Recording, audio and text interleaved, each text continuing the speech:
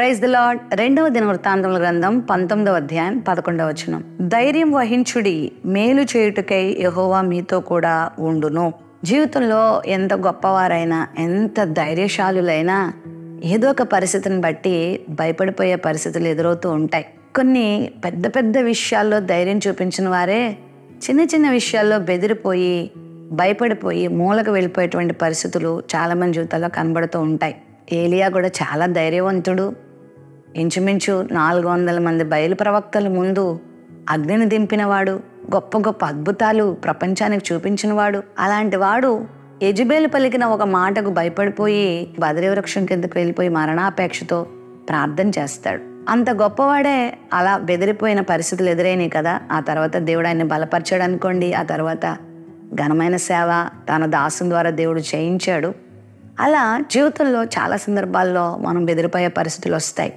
అయితే ప్రభు ఇక్కడ గొప్ప వాగ్దానం చేస్తున్నాడు. అదేంటంటే, మేలు చేయుటకై మీ దేవుడైన యెహోవా మీతో కూడా ఉన్నాడు. మన దేవుడు గొప్పవాడు, మన దేవుడు శక్తిమంతుడు, మన దేవుడు మంచివాడు, మన దేవుడు పరిశుద్ధుడు, మన దేవుడు ప్రేమ కలిగిన వాడు, మన దేవుడు తల్లి కన్నా తండ్రి కన్నా బాధ్యత కలిగిన వాడు. మరి ఆయన మనతో ఉన్నప్పుడు మనం దేనికి భయపడాల్సిన అవసరం లేదు. ధైర్యం వహించి ముందుకు సాగిపోవడమే. ఈ వాగ్దానాన్ని వీక్షిస్తున్న నీవు ఏ విషయంలో అయినా భయం కలిగి ఉన్నావా? అధైర్యంతో ఉన్నావా? నా జీవితం ఎటు సాగుతుందో, నా భవిష్యత్తు ఏమవుతుందో అని భయపడుతున్నావా? ఉద్యోగ నిమిత్తం, నీ ఇంటర్వ్యూ నిమిత్తం భయపడుతున్నావా? నీ అనారోగ్యం నేను భయపడుతుందా? నీకున్న ఆర్థిక ఇబ్బందులు నేను భయపడుతున్నాయా? నీ చుట్టూ ఉన్న మనుషులు నేను భయపడుతున్నారా? కొన్నిసార్లు అవమానాలు, నిందలు నేను భయపడుతున్నాయా? బెరుకుగా ఉంటున్నావా? భీతితో ఉంటున్నావా? భయంగా ఉంటున్నావా? నిద్ర పట్టకుండా ఉంటున్నావా? ఒంటరితనాన్ని సహించలేకపోతున్నావా? అయితే ఇదిగో దేవుడు నీతోనే మాట్లాడుతున్నాడు. ధైర్యం వహించు. అపవాది ఒకవేళ నిన్ను భయపెట్టే ప్రయత్నాలు ఎన్నో చేయొచ్చు, కానీ ధైర్యం తెచ్చుకో. ప్రభు నీతోనే ఉన్నాడు.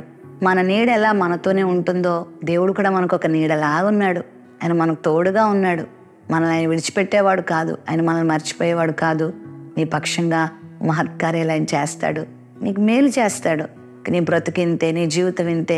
నిన్నెవ్వరూ ఉద్ధరించరు, నిన్నెవరూ లేవనెత్తరు. నువ్వు ఇలాగే నశించిపోతావు, నువ్వు ఇలాగే పాడైపోతావు అని ఒకవేళ నీ మనసు నీతో చెప్పొచ్చు, నీ ఇరుగు పొరుగు వారు నీతో చెప్పొచ్చు, నీతో ఉన్నవారు నిన్ను ఆ విధంగా శపించవచ్చు. కానీ విను, దేవుడు నీకు మేలు చేయబోతున్నాడు. రానున్న రోజుల్లో గొప్ప మేలు నువ్వు పొందబోతున్నావు. సంతోషాన్ని పొందబోతున్నావు, ఆనందాన్ని పొందబోతున్నావు. కోల్పోయిన బలమంతా, కోల్పోయిన ఆరోగ్యం అంతా, కోల్పోయిన శక్తి అంతా, కోల్పోయిన ధనం అంతా నువ్వు మరలా తిరిగి పొందుకోబోతున్నావు. ప్రేమ నమ్మకం కలిగిన మా తండ్రి, నీకు వందనాలు. ఈ వాగ్దానమును ప్రతి ఒక్కరి జీవితంలో నెరవేర్చండి. మమ్మల్ని ధైర్యపరచువాడు నీవే, మాకు మేలు చేయవాడు నీవే, మాతో ఉండేవాడు నీవే. నీవే కృప చూపించి బలపరచుమని యేసు నామములో ప్రార్థిస్తున్నాం తండ్రి. ఆమేన్.